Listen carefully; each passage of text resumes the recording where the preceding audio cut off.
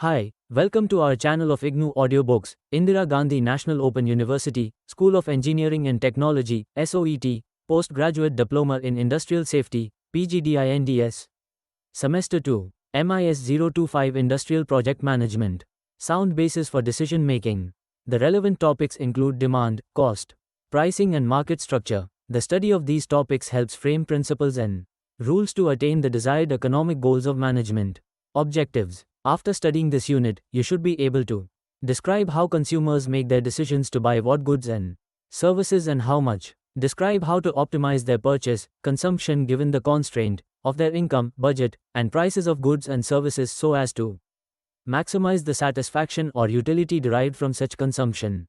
Discuss the extent to which they can substitute under different forms of market structure, and analyze above-mentioned decisions from firm's point of view. 2.2 Demand analysis. Demand for goods and services arise from wants or desires on the part of individuals and households. However, such desire in itself does not constitute demand. A lot of people want a whole lot of things, but it has no economic significance. Desires or wants must be backed by purchasing power in order to take the form of effective demand at the marketplace. That is to say, consumers must be willing and able to buy. Thus, consumers' demand for goods is governed by their income, price of the good in question, and prices of other related goods. Also, because they are required to pay for the goods and services, they usually choose among the alternatives. The choice on the part of the consumer is hand and its scarcity on the other. This explains the reason why even the most useful item like water is priced little or nothing, whereas least valuable items like diamond commands a very high price. The former, despite having immense utility, is abundant in a nature's bounty, whereas the latter, despite having little value, is scarce indeed. 2.2.1 The law of demand. It has been found that consumers trend to buy more a goods, service, when its price falls and less it when the source rises. This inverse relationship is described by a demand curve shown in figure 2.1, which is negatively sloped. Look at the screen. Figure 2.1, demand curve.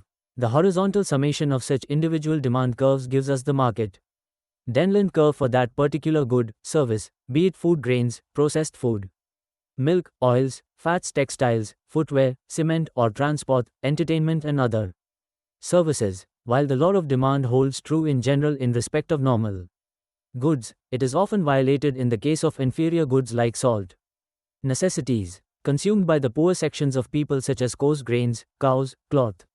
So also is the case with certain luxuries like precious stones, highly priced cars and works of art. Such exception to the law of demand are also explained later in the following section. 2.2.2 Demand elasticities. They refer to responsiveness of demand for a particular good, commodity with respect to changes in the determinants of its demand. So elasticity is always with respect to something, and there are as many elasticities of demand as there are demand determinants. Mainly, we have A. Price elasticity of demand, B. Income elasticity of demand, C. Cross elasticity of demand, D. Promotional advert elasticity of demand, and A. Interest elasticity of demand.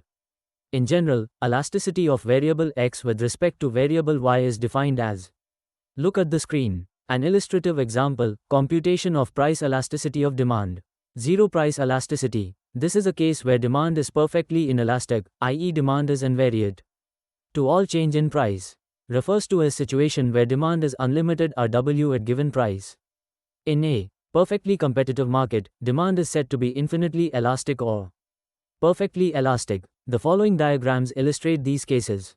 However, on a falling straight line demand curve, elasticity varies from point to point as is seen in figure 2.3. Look at the screen. Along this demand curve, elasticity is higher as one approaches point D1 and lower as one approaches point D11. Factors governing price elasticity of demand are as follows. A. Nature of the goods, whether essential or luxury type. B. Availability of substitute. The greater would be the price elasticity. This is due to the substitution effect. Therefore, the demand for Maruti 800 would be more elastic than demand for cars in general, as substitutes are available within the product group. Similarly, for say, a Hero Honda motorcycle or Videocon TV as compared to their product groups or industry demand as a whole. Thirdly, the larger the proportion of income spent on a good, the greater is the price elasticity of demand. This is so because of the income effect. Good Y, promotional elasticity. It is the sensitiveness of demand for a good to change in advertisement. Expenditure. Interest elasticity. It is for housing construction activity etc. We now proceed to establish a relationship between demand for a product and the revenue generated by that product. Look at the screen. The price elasticity of demand for electricity for domestic use is lower than for industrial use. 2.3 Cost and production analysis. A firm is a technical unit engaged in the production of goods, services and sale of them. In other words, their activity is to transform inputs into outputs and/or distribute such outputs. For economists, the term production has a broad meaning. It includes tangible as well as intangible goods. Therefore, activities like transporting, storage and packaging, even trading or service like health, banking, insurance and other service rendered for a field payment are all treated as production activities. The entrepreneur, owner, manager of the firm decides what to produce, how much to produce and how one or more goods will be produced. His decisions may yield gains, profits, or result in losses for him. The result will be a profit if the difference between his revenue from the sale of outputs and the cost of his inputs is positive, a loss if this difference is negative. Points of similarities between the theory of the firm and theory of consumer behavior. 1. The consumer produces utility or satisfaction and the firm produces goods, services. 2. The consumer possesses a utility function and the firm possesses a production function. 3. The consumer's budget equation is a linear function of the amounts of commodities he purchases, whereas a competitive cost equation is a linear function of amounts of inputs it purchases. 4. The rational consumer maximizes utility and the rational entrepreneur maximizes profits. Points of differences between the theory of the firm and theory of consumer behavior. 1. A utility function is subjective while a production function is objective. 2. A single firm may produce more than one output. 3. Maximization action goes one step further from the analogous maximization of profit. In what follows, let us try to understand some basic concepts like production function, its nature, productivity curve and Isaac wants, and then proceed to derive alternative modes of optimizing behavior. 2.3.1 Production function. It gives mathematical expression to the relationship between the quantities of inputs an entrepreneur employs and the quantity of output produces. Q equals F into X1 X2. 2.5. Where Q equals quantity of output, X1 equals quantity of input 1, and X2 equals quantity of input 2. It presupposes technical efficiency and states the maximum output obtainable from every possible input combination, i.e., selection of the best input combination is an economic problem, but utilization of any input combination is an engineering or technical problem. In a very general and broad form, we may express it as follows: Q equals F, K, L, LD, M, T. 2.6. Where K equals capital units, L equals labor units, LD equals land units, M equals managerial, and T equals technology employed, e.g. computerization training programs. Here, F1, F2, F3, F4, F5 greater than 0. 2.7. Short run and long run. Inputs and outputs are rates of flow per unit of time. Hence, the distinction between short run and long run is important. Short run is the period during which at least one of the factors of production, inputs, is available in a fixed quantity. During that period, production could be increased or decreased by change in other inputs only. But how short is the short run? It depends on the following. It should be 1. Sufficiently short so that the entrepreneur is unable to alter the levels of his fixed inputs. 2. Short enough so that the shape of the production function does not alter due to technological improvements, and 3. Long enough to allow the completion of the necessary technical process. The short-run version of the production function would then appear as Q equals F into LK bar OR Q equals into X1 X2 power 0. However, it is a time concept but not a definite time period, for it varies with types of activities. For agricultural activities it could mean a year or even a season, whereas for industrial plants it could mean even 3 to 5 years, because of the long gestation period between planning and execution. Long run, on the other hand, is the period during which all the inputs are variable. Isaac want. It is the locus of all input combinations yielding a given output level, called the equal output curve. Look at the screen. At first, it is convex below and then concave from below. This is because of the Operation of law of variable returns, i.e. in phase 1 as more and more of labor. 38. Is employed production increases at an increasing rate. In phase 2 it, however, increases at a decreasing rate and finally leads to decrease in total production. This is also called the total productivity curve of labor, input 1. From this, we can derive average and marginal productivity curves as follows. Look at the screen. 2.3.2 supply curves. The supply curves are defined for A. Very short period, B. Short run, C. Long lull. Very short period. A very short period is one during which output level cannot vary. D. Entrepreneur sells, in other words, a given stock of the product, say, Q0. And since this level of output is already produced, the MC of any output less than Q0 is 0, and for output levels greater than Q0, the MC is infinity because output cannot simply be increased. The MC curve is a vertical line at this point, and since the output of each firm is fixed, the aggregate supply of the product is also given and does not depend on the price. The supply curve is a vertical line and its distance from the price axis would give us the sum of the output of the individual firms. Short run. The supply function of perfectly competitive firm states the quantity it will produce as a function of, or in responses to, market price. The horizontal coordinate of a point on the rising portion of the MC curve corresponding to a given price is the quantity that the firm would produce and supply at that price. TC equals F, Q, K, where Q equals output and K equals plant size. TC changes as K changes, and as such the long-run cost function consists of a family of short-run cost functions as shown in figure 2.11. Look at the screen. The long-run AC curve is the envelope of the short-run AC curves as shown in figure 2.12. Once we reach output Q1, i.e. reach the minimum point ATC, it would be uneconomical to continue to operate with the same plant, and technology for it would make us more along the rising phase of the cost curve. However, if we expand elasticity or operate with a larger plant, we would then be moving along the following phase of the relevant cost curve, i.e. ATC2. Similar arguments hold for output levels higher and substantially higher than Q2 and Q3, Q4 etc.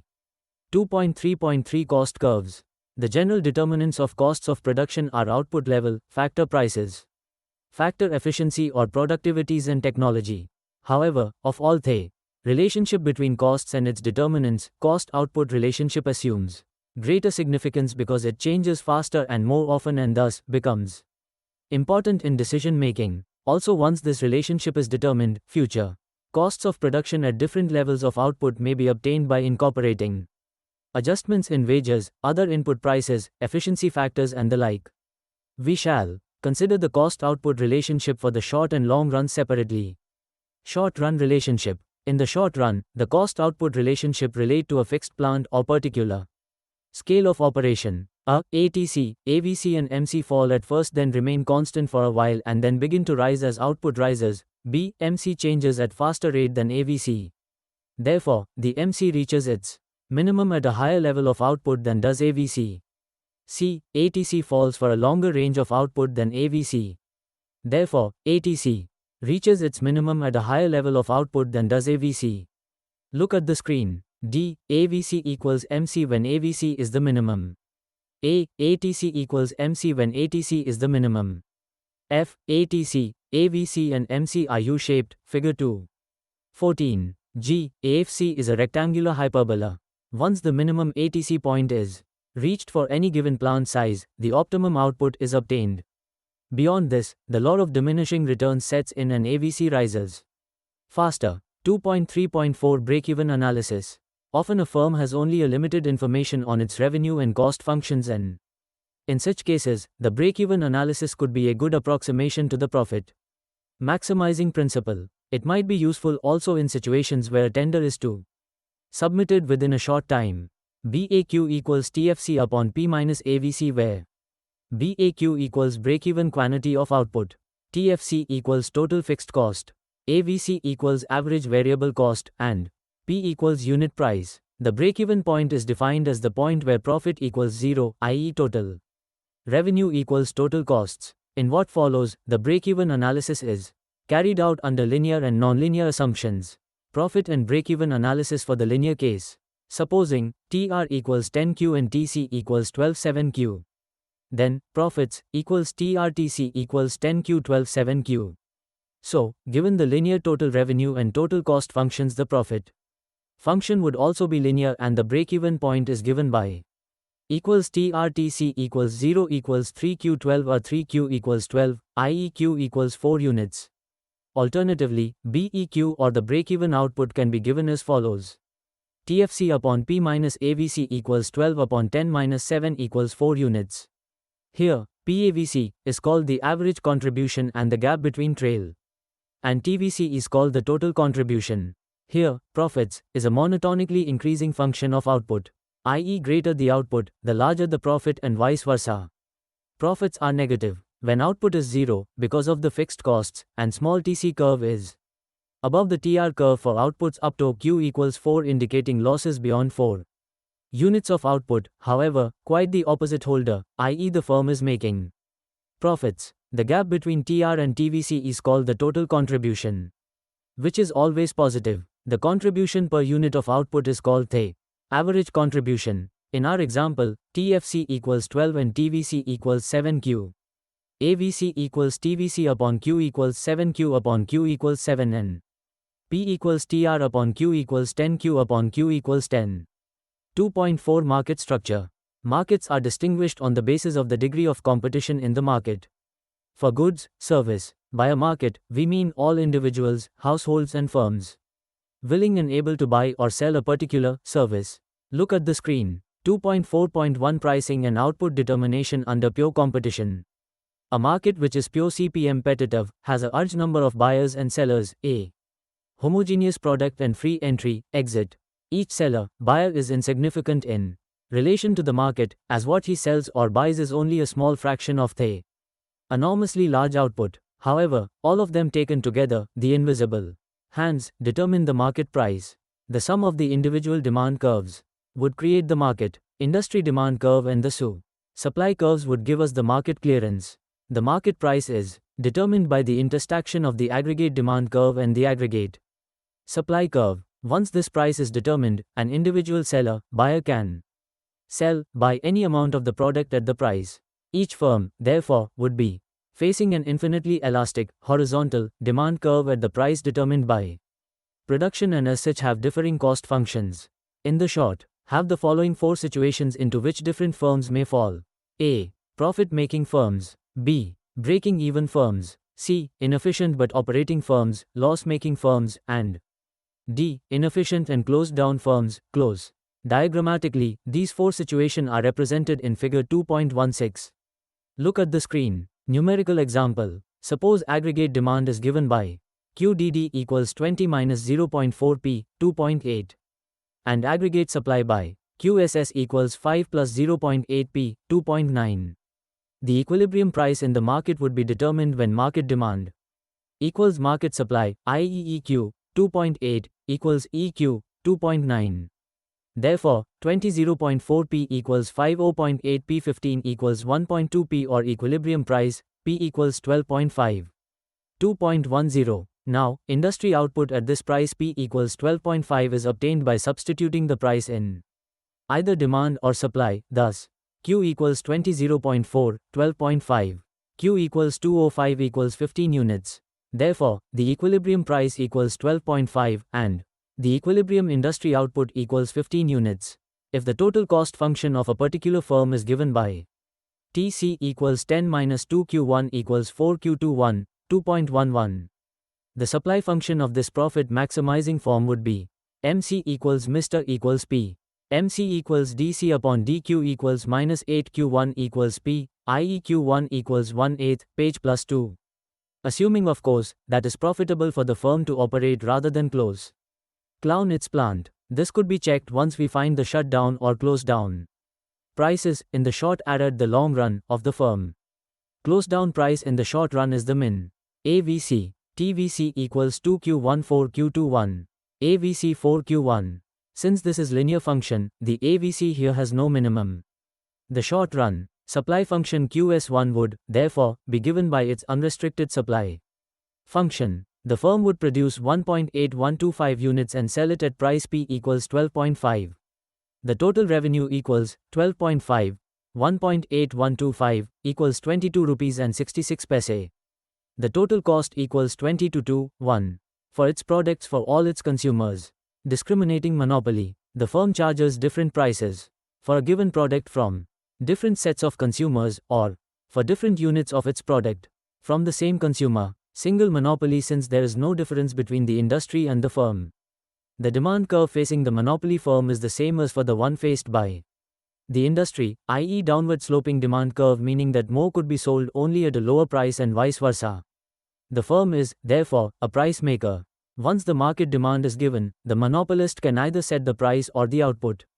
If he fixes the price, this output is then fixed by the market demand, or alternatively, if he fixes the output, the price is determined by the consumers. Demand. 2.5 Summary. Let us briefly summarize what we have studied so far. We began with consumers and saw how they generate demand given their incomes and various goods with the respective prices. We then went on to study the behavior of producers, their supply response, cost of production, break-even points, etc. Finally, we brought in both the consumers and the producers to the marketplace and saw how output and pricing decisions are made. Consumers basically maximize satisfaction or utility, and therein lies their rationality. In doing so, they weigh alternative choices of bundles of goods and services given their budget, income, and the prices of these goods. The nature of the goods, their demand elasticities, the proportion of income spent on such goods also play a significant role. In the long run, however, several other factors such as migration, changes in tastes, preferences, etc. may also have to be considered.